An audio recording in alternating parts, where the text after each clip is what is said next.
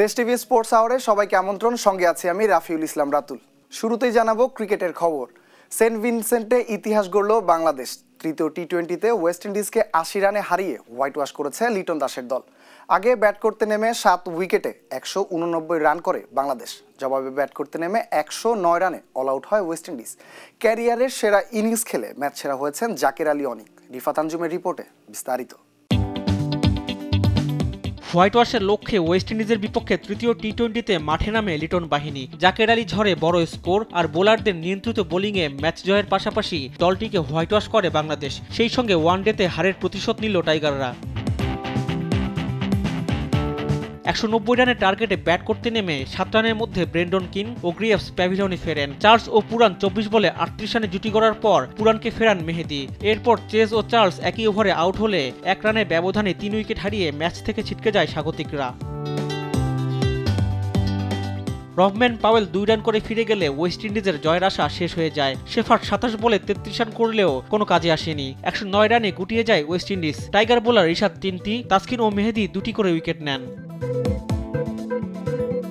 এর আগে earns ভেলেতে toss জিতে ব্যাট করতে নেমে 2 ওপেনার লিটন দাস ও পারভেজ ইমনের উদ্বোধনী জুটিতে 44 রান ওঠে। 13 বলে 14 রান করে আউট হন লিটন।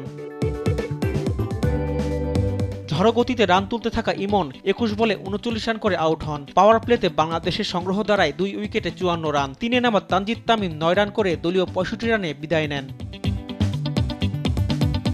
চতুর্থ উইকেটে জাকের আলীর সঙ্গে 37 রানে জুটি করে ব্যক্তিগত 29 ও দলীয় 109 রানে আউট হন মেহেদী মিরাজ। এরপর শামীম পাটোয়ারি ও শেখ মেহেদী একই ওভারে রান আউট হলে 114 রানে 6 উইকেট হারায় টাইগাররা।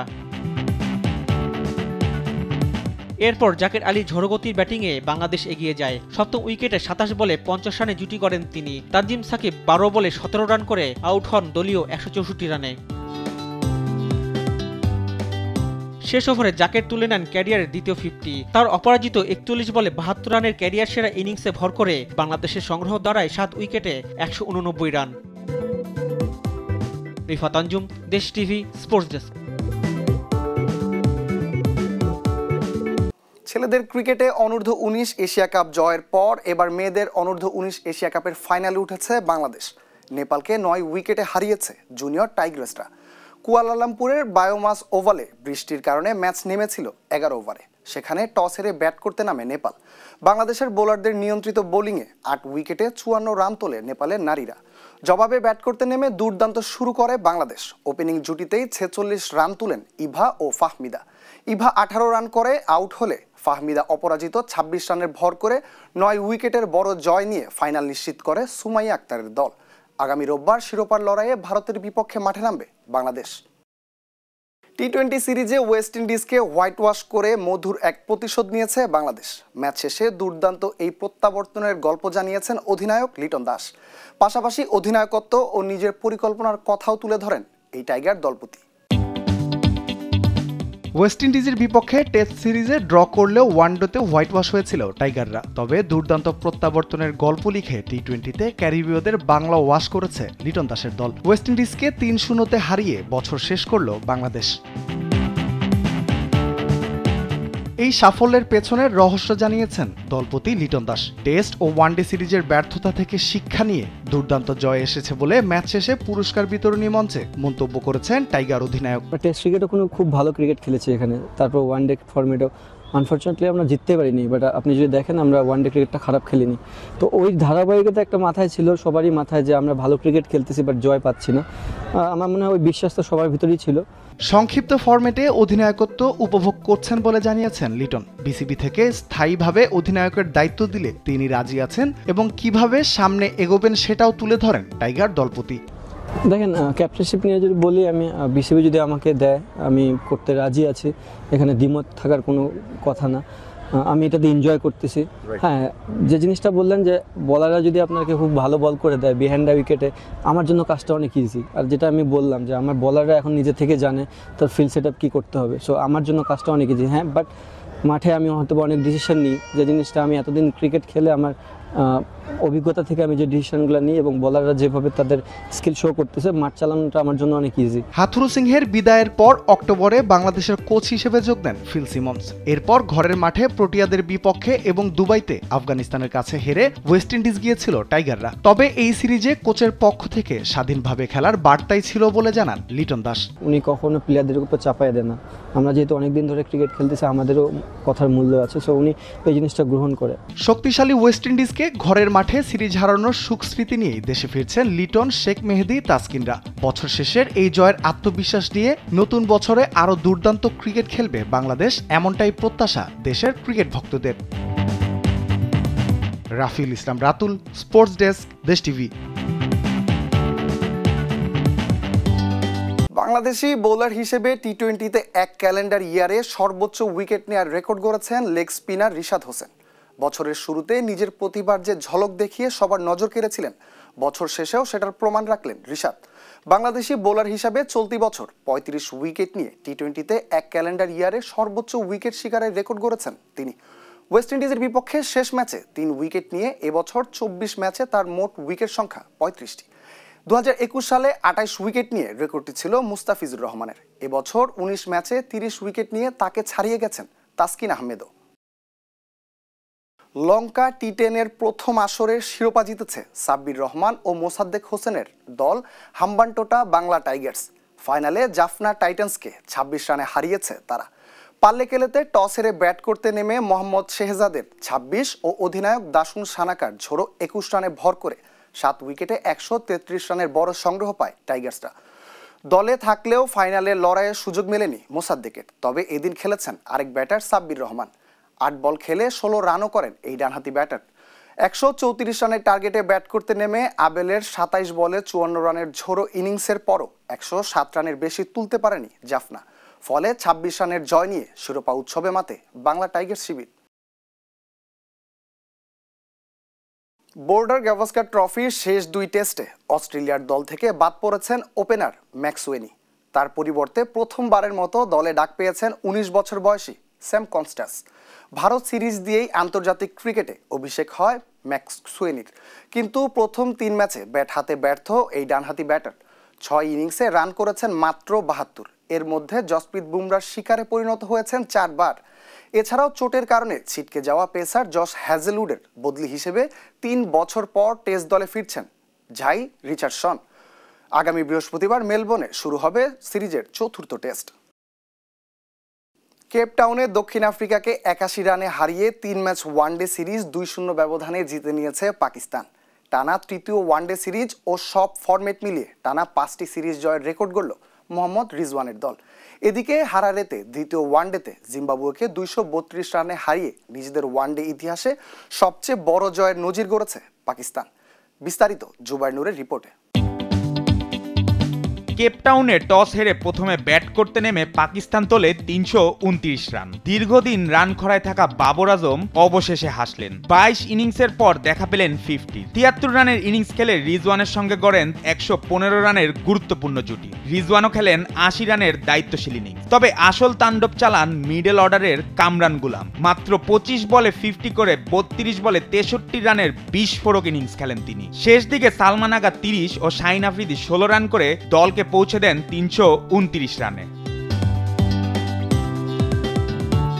জবাবে দক্ষিণ আফ্রিকার ইনিংস তাসের ঘরের মতো ভেঙে পড়ে। ৩৩০ রানের লক্ষ্য তাড়া করতে নেমে নিয়মিত বিরতিতে উইকেট হারায় দক্ষিণ আফ্রিকা। দলের হয়ে একমাত্র লড়াই চালিয়ে যান হাইনরিক ক্লাসেন। ৭৪ বলে ৯৭ রানের ঝড়ো ইনিংস খেললেও প্রোটিয়াদের ২৪৮ রানে গুটিয়ে যাওয়া ঠেকাতে পারেননি। পাকিস্তানের হয়ে শাহিন আফ্রিদি নেন ৪ উইকেট এবং নাসিম শাহ নেন ৩ উইকেট। এই জয়ে টানা ৫ সিরিজ জয়ের ইতিহাস গড়েছেন রিজওয়ানের দল। অন্যদিকে জিম্বাবুয়েকে ৩৩২ রানে হারিয়ে নিজেদের ওয়ানডে ইতিহাসে সবচেয়ে বড় জয়ের রেকর্ড গড়েছে আফগানিস্তান। প্রথমে ব্যাট করতে নেমে উদ্বোধনী ব্যাটার সেদিকুল্লাহ আতালের সেঞ্চুরিতে ৬ উইকেটে ১৮৬ রান তুলে আফগানিস্তান। সেদিকুল্লাহ ১০৪ রান করেন। তাকে সঙ্গ দিয়ে আরেক ওপেনার আব্দুল মালিক করেন ৮৪ রান। ১৯১ রানের ওপেনিং জুটি দিয়েই ম্যাচের নিয়ন্ত্রণ নেয় আফগানিস্তান। জবাবে জিম্বাবুয়ে ইনিংস ছিল ধ্বংসস্তূপ। মাত্র 54 রানে অল আউট হয় তারা। আফগান পেসাররা দেখান বিধ্বংসী রূপ। সন উইলিয়ামসন 16 ও সিকান্দার রাজা 19 ছাড়া আর কেউই 2 অঙ্কের রান করতে পারেনি। আফগান বোলার গাজানফার এবং নাভিদ নেন 3টি করে উইকেট। জুবাইর নূর, স্পোর্টস ডেস্ক, দেশ টিভি। এবার জানাবো ফুটবলের খবর। বাংলাদেশি বংশোদ্ভূত ব্রিটিশ ফুটবলার হামজা চৌধুরীকে সামাজিক যোগাযোগ মাধ্যমে বাংলাদেশের স্বাগত জানিয়েছেন যুব ও ক্রীড়া উপদেষ্টা আসিফ মাহমুদ সজীব ভুঁইয়া। অনেক প্রতীক্ষার পর বাংলাদেশের হয়ে খেলার অনুমতি পেয়েছেন হামজা চৌধুরী। লেস্টার সিটির এই ফুটবলারকে পেতে লম্বা সময় ধরে চেষ্টা চালিয়ে যাচ্ছিল বাংলাদেশ। ক্লাব এবং ইংলিশ ফুটবল অ্যাসোসিয়েশনের অনুমতি পেয়ে গিয়েছিলেন আগেই। গত বৃহস্পতিবার পেয়েছেন ফিফার ছাড়পত্র। এমন উপলক্ষে হামজাকে স্বাগত জানিয়ে ফেসবুকে পোস্ট দিয়েছেন যুব ও ক্রীড়া উপদেষ্টা। সেখানে তিনি লিখেছেন, লাল সবুজ তোমার হয়ে চিৎকার করতে প্রস্তুত হামজা। বাংলাদেশের স্বাগতম, যেখানে ফুটবলের স্বপ্ন এখনো টিকে আছে। বাংলাদেশের ফুটবল তো বটেই, ক্রীড়াঙ্গন জুড়ে আলোচনায় হামজা চৌধুরী। বিশ্বের অন্যতম শীর্ষ আসর ইংলিশ প্রিমিয়ার লিগের ফুটবলার হামজা দেওয়ান চৌধুরী বাংলাদেশের জার্সি গায়ে জড়াবেন, যা একসময় ছিল শুধুই স্বপ্ন। নানা ধাপ ও আনুষ্ঠানিকতা পেরিয়ে এখন সেটি বাস্তবে রূপ নিতে যাচ্ছে। এ ব্যাপারে শুক্রবার সকালে বাফুফের সভাপতি তাবিত আউয়াল নিজ বাসভবনে গণমাধ্যমের মুখোমুখি হয়েছিলেন। বাংলাদেশের ফুটবলে হামজার মতো ফুটবলারদের অন্তর্ভুক্তিকে বেশ ইতিবাচকভাবেই দেখছেন বাফুফের সভাপতি। আমরা আশা করি আগামী যাত্রাগুলোতে আমাদের কিছু প্রবাসী বাংলাদেশিরা যেরকম বাংলাদেশের জাতীয় দলের জন্য খেলছে, আমরা এরকম আরও কিছু প্রবাসী বাংলাদেশিদেরকে চিহ্নিত করে ইন্সপায়ার করতে পারবো আমাদের দলের পক্ষে খেলার জন্য। একই সাথে আমাদের লক্ষ্য থাকবে যে মিডিয়া ভাই বোনদের সাথে এবং হাউসদের সাথে আরেকটু ক্লোজভাবে কাজ করা, বিভিন্ন তথ্য হয়তো ডিটেলসে শেয়ার করা, যেন ওনারাও ওনাদের মাধ্যমে হাইপগুলোকে তুলতে পারে। বাংলাদেশ প্রিমিয়ার লিগ ফুটবলের হাই ভোল্টেজ ম্যাচে জয় পেয়েছে ঢাকা আবাহনী। বসুন্ধরা কিংসকে 1-0 গোলে হারিয়েছে তারা। ম্যাচের শুরু থেকেই আক্রমণাত্মক ফুটবল খেলতে থাকে আবাহনী। এর ফলও পায় দ্রুতই। ম্যাচের 3 মিনিটেই ইমনের ক্রস থেকে দুর্দান্ত এক হেডে আবাহনীকে এগিয়ে দেন সুমন রেজা। 1 গোলের লিড নিয়ে বিরতিতে যায় আকাশী নীল শিবির। বিরতির পর গোল পরিশোধে মরিয়া চেষ্টা চালায় বসুন্ধরা কিংস। ব্যবধান বাড়ানোর চেষ্টা করে আবাহনীও, তবে শেষ পর্যন্ত চেষ্টা করেও আর গোলের দেখা পায়নি কোনো দল। ফলে 1-0 গোলের জয় নিয়ে মাঠ ছাড়ে মারুফুল হকের দল। এই জয়ে ব্রাদার্স ইউনিয়নকে টপকে টেবিলের 2-এ উঠে আসলো আকাশী নীলরা। ইংলিশ কারাবাও কাপের কোয়ার্টার ফাইনাল থেকে বিদায় নিয়েছে ম্যানচেস্টার ইউনাইটেড। টটেনহ্যামের কাছে 4-3 গোলে হেরেছে রেড ডেভিলসরা। এদিকে ইউরোপা কনফারেন্স লিগে শামরক রোভার্সকে উড়িয়ে গ্রুপ পর্বে শতভাগ জয়ের রেকর্ড ধরে রেখেছে চেলসি। বিস্তারিত জানাচ্ছেন জুবাইর নূর। টটেনহ্যামের মাঠে লিগ কাপের কোয়ার্টার ফাইনালে শুরু থেকেই আধিপত্য বিস্তার করে স্বাগতিকরা। 15 মিনিটে পেদ্রোর শট গোলরক্ষক বাইন্দির হাত ফসকে গেলে রিবাউন্ড থেকে গোল করেন ডমিনিক সোলানকে। 51 মিনিটে ডি বক্সে লিসান্ড্রো মার্টিনেজের ভুলে পাওয়া বল থেকে ব্যবধান দ্বিগুণ করেন ডেজান কুলোসেভস্কি। এরপর 54 মিনিটে ইউনাইটেড ডিফেন্সকে কাটিয়ে পোস্টে নিখুঁত শটে নিজের দ্বিতীয় গোলটি করেন সোলানকে। 3-0 গোলের লিডে ম্যাচ যখন একতরফা মনে হচ্ছিল, তখনই ম্যাচে উত্তেজনা নিয়ে আসে ম্যানচেস্টার ইউনাইটেড। গোলরক্ষক ফ্রেজার ফোস্টারের ভুলে 64 মিনিটে ইউনাইটেডের হয়ে গোল করেন জশোয়া জিগজি। এরপর 70 মিনিটে আরেকটি ভুল করেন ফোস্টার। ইউনাইটেডের আমান দিয়াল্লো তার শট ব্লক করে বল জালে পাঠান। স্কোর লাইন দাঁড়ায় 3-2। 77 মিনিটে দলকে আবার স্বস্তি এনে দেন অধিনায়ক সন। কর্নার থেকে সরাসরি বল পাঠিয়ে দেন ইউনাইটেড গোলরক্ষক বাইন্দির মাথার উপর দিয়ে। ম্যাচে আবার 4-2 ব্যবধানে এগিয়ে যায় স্বাগতিকরা। স্টপেজ টাইমে ইউনাইটেডের শেষ মুহূর্তে একটি গোল করেন জনি এভান্স, তবে তাতে হার এড়ানো সম্ভব হয়নি। শেষ পর্যন্ত 4-3 গোলের জয় নিয়ে সেমিফাইনালে টটেনহ্যাম।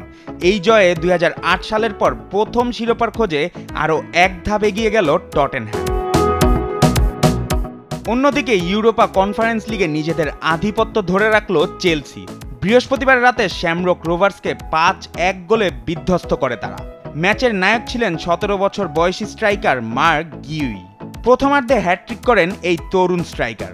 2020 সালে অলিভিয়ে জিরুদের পর এটি চেলসির প্রথম ইউরোপিয়ান হ্যাটট্রিক। গিউইর প্রথম গোল আসে 10 মিনিটে।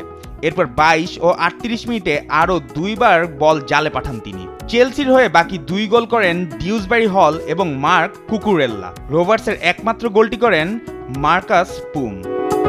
জুবাইর নূর, স্পোর্টস ডেস্ক, দেশ টিভি। এই ছিল এখনকার দেশ টিভি স্পোর্টস আওয়ারে। সঙ্গে থাকার জন্য ধন্যবাদ সবাইকে।